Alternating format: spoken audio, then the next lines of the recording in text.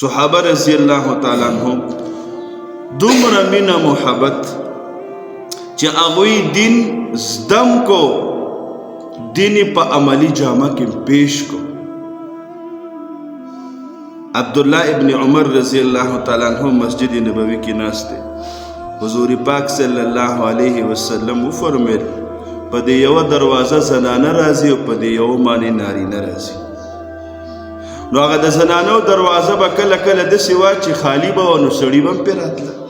نو نبی علیه الصلاة والسلام وفرمیل وایي که دا یوه دروازه صرف زنانو ته پاتې شو نو ښه به. عبدالله ابن عمر رضی الله تعالی عنہ په ټوله زندګۍ کې په هغه دروازه باندې نو راغلی چېرته.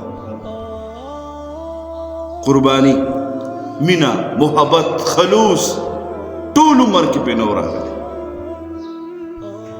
هغه وخت کې به زنانم جومات ته راتلې، جمع به یې کوله.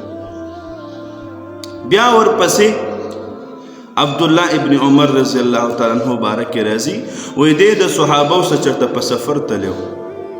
نو وایي چې یو ځای راغی، نو هلته کې دی د صحابو د جماعت نه راکوشو، د اوښ نه داسې لاړې لکه سړی چې اودس ماتي ته ځي، په داسې لاړې او بیا لږ شانتې هلته کې یو ځای کې کېناستو لکه سړی چې اودس ماتې کوي، بیا بل ځای کې کېناست لکه بنده چې فارغ شي، داسې لږه دمې وکړه.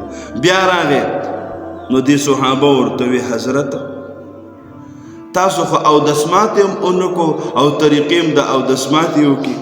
ورته وی زه د حضور صلی الله علیه وسلم چې کله حیات و نو موږ به دې لاره باندې تېرېدو. نو ما نبي علیه الصلاة والسلام لیدلی و چې په دقه ځای باندې لاړې او خپله تقاضې پوره کړه او بیا راغی. نو ما له خو تقاضه نه راتله، خو ما وی چې هغه طریقه را جمدی کړم.